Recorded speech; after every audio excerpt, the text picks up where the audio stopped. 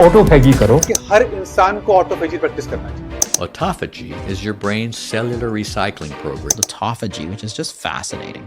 मंडळी, ऑटोफेजी एक अशी कन्सेप्ट आहे की ज्या कन्सेप्टचा उपयोग जर तुम्ही करायला शिकला तर तुमच्या शरीरातील डायबिटीज असो, वाढलेले ब्लड प्रेशर असो, वाढलेले कोलेस्ट्रॉल असो किंवा इव्हन कॅन्सर देखील असो, हे सगळेच्या सगळे आजार तुम्ही एकही रुपया खर्च न करता स्वतः बरे करू शकता. पण नक्की ही ऑटोफेजी आहे तरी काय आणि आपण आपल्या शरीरामध्ये ती ऑटोफेजी ऍक्टिव्हेट कशी करू शकतो हे जाणून घेण्यासाठी हा व्हिडिओ शेवटपर्यंत नक्की बघा आणि त्यासोबतच आपल्या चॅनल डॉक्टर आरोग्य गदादी या सबस्क्राईब देखील करा, कारण दर आठवड्याला अशाच आरोग्यविषयक वेगवेगळे व्हिडिओ मी तुमच्यासाठी घेऊन येत असतो. तत्पूर्वी ज्या लोकांनी आपल्या चॅनलला सबस्क्राईब केलं होतं त्या सर्वांचे मी आभार मानतो, कारण त्यांच्याच पाठिंब्यामुळे आज आपल्या चॅनलने फक्त तब्बल 15 दिवसामध्ये 50 सबस्क्रायबर क्रॉस केले आहेत. अस्ताव्यस्त आणि खराब झालेल्या घराची जशी आपण साफसफाई करतो तशीच जर आपण आपल्या शरीराची देखील साफसफाई केली तर मी जे आजार सांगितले होते त्यापैकी एकही आजार तुमच्या शरीराच्या अवतीभोवती देखील भटकणार नाही आणि याच शरीराच्या साफसफाईला आपण ऑटोफॅजी म्हणू शकतो. जर शब्दशः अर्थ बघितला तर ॲटो म्हणजे स्वतःहून आणि फॅजी म्हणजे खाणे किंवा मारणे, म्हणजे आपले शरीर स्वतःहून आपल्या शरीरातील जे डॅमेज झालेल्या पेशी असतील,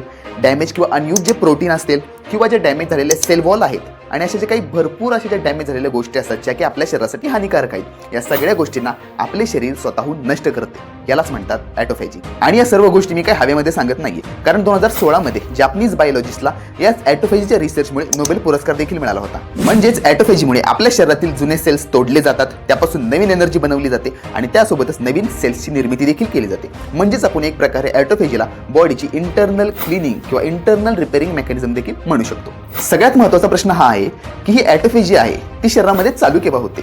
आता तुम्ही मला एक सांगा, तुम्ही तुमच्या घराची साफसफाई केव्हा करता? याचं साधं सोपं उत्तर आहे की मोकळा वेळ मिळाल्यानंतर.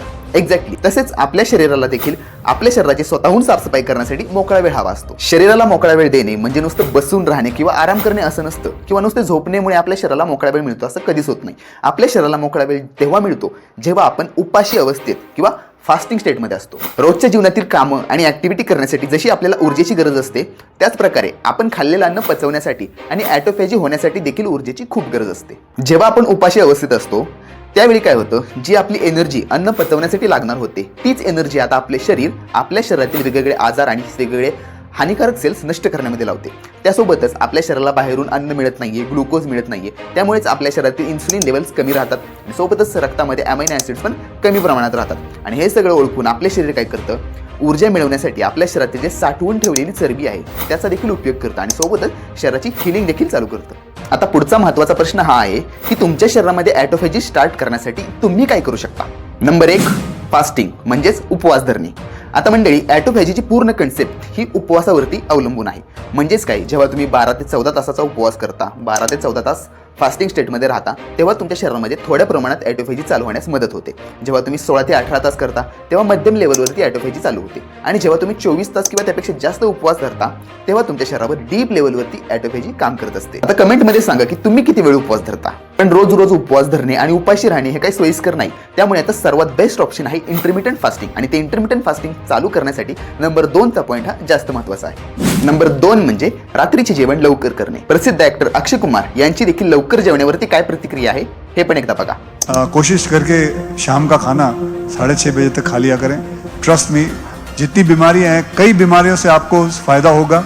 Don't eat anything after 6:30. Your life will change. You will not require many doctors in your life. आता समजा तुम्ही रात्रीचे जे जेवण आहे ते 10 आणि 11 वाजता करत असाल तर ते जेवण पचण्यासाठी तुमच्या शरीराला तब्बल 2 तरी वाजतील, बरोबर, कारण रात्री अशी पण आपली पाचनशक्ती कमकुवत झालेली असते. पण जर तेच जेवण तुम्ही 6:30 किंवा 7 वाजायच्या आतमध्ये उरकून घेतले तर ते 10-11 वाजेपर्यंत पचून जाईल आणि त्यानंतर तुम्ही एक छान अशी झोप घेतली तर जवळपास तुमच्या शरीराला सकाळच्या नाश्त्यापर्यंत 14 ते 16 तासाचा कालावधी मिळेल, ज्या कालावधीमध्ये तुमचं शरीर एकदम टोटली उपाशी किंवा फास्टिंग स्टेटमध्ये असेल. नंबर 3 आहे पुरेपूर झोप घेणे. आता नुसतं संध्याकाळी लवकर जेवून चालणार नाही, तर त्यासोबत आपल्याला पुरेशी झोप घेणे देखील खूप गरजेचं आहे, कारण जेव्हा आपण गाढ झोपेत असतो तेव्हाच आपल्या शरीरामध्ये ऑटोफॅजी ही खूप जास्त ॲक्टिव्हेट असते. नंबर 4 आहे उपाशी अवस्थेतच व्यायाम करणे.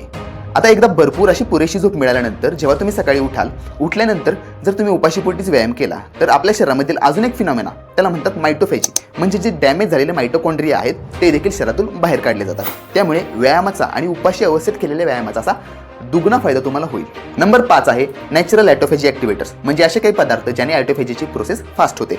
जसे की एक आहे ब्लॅक कॉफी. ब्लॅक कॉफीमध्ये तुम्ही विदाऊट मिल्क आणि विदाऊट शुगर जर आपण नुसती ब्लॅक कॉफी घेतली तर त्याने आपल्या शरीराची ऑटोफॅजी एकदम फास्टमध्ये ॲक्टिव्हेट होईल. त्यासोबतच ग्रीन टी देखील चांगला ऑप्शन आहे. म्हणजेच ह्याच्या 5 गोष्टी मी तुम्हाला क्रमाने सांगितल्या, त्याच क्रमाने जर रोज तुम्ही या पालन केल्या तर तुमच्या शरीराची ॲटोफॅजी चालू करण्यासाठी दुसरं काहीही करण्याची गरज नाही.